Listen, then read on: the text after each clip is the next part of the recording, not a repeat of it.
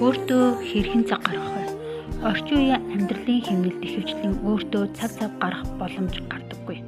Хайртай хүмүүстэй анхаарал халамж тавьж хэцүү шийдвэр гаргах, урагш тэмүүлдэг бол өөртөө харин анхаарал халамж тавих нь хөрвүүлж хойшлдог. Гэтэл арьс нь хүлээгээд байхгүй шүү дээ. Арьс нь ядаргаа, стресс, бие махбодын дотоод нөөцийн зүтгэдэг тэр дорн толны тусгал шиг харуулдаг. Артистийн дэрмэ артикс бол зүгээр нэг ингийн арьс арчилгаа биш. Харин гэрийн нөхцөл гой сайхандаа анхаарал тавих боломжтой болж байгааг илтгэх цоошин ирэн үе юм а.